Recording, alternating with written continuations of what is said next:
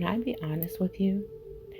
I spent years asking God to move, and then I realized I was the one standing in the way.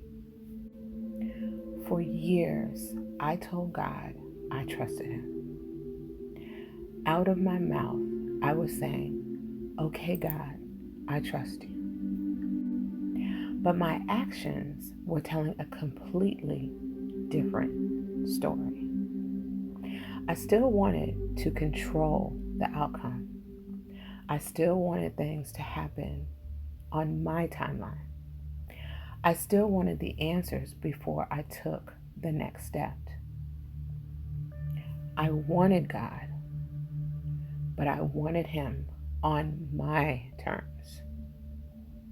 And I don't think that I realized I was doing it.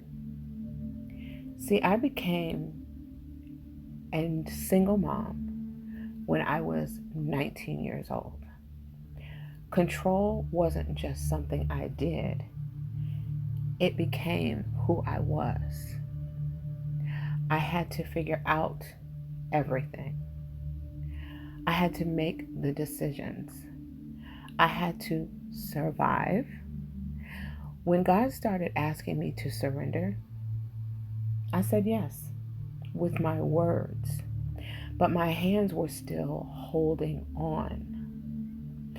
Maybe you've been there too. Maybe you've been praying for direction when spending more time scrolling than sitting with God. Maybe you've been asking for another sign when He's already been whispering to your heart. Maybe you've been waiting for Him when He has been waiting for you to become still enough to hear Him.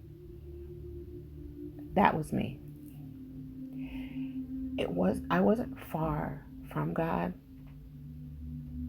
I was distracted.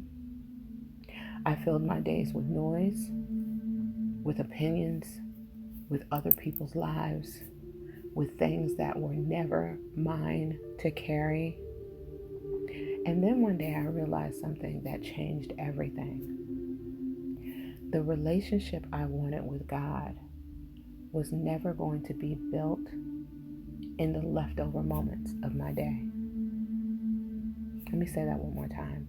The relationship I wanted with God was never going to be built in the leftover moments of my day. It had to become a priority, my priority. Not because God needed my attention, but because I needed His presence. And the more time I spent with Him, the quieter everything else became. Not because my life suddenly became easy, but because I finally stopped trying to control what only God could carry. I'm going to say that one more time. Because I finally stopped trying to control what only God could carry.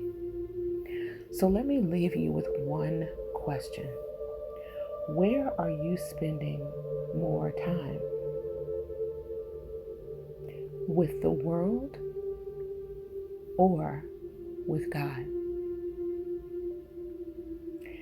This week, before you pick up your phone, before you ask someone else what they think, before you go searching for another answer, sit with God first. Even if it's only for 5 minutes, do it. See what happens.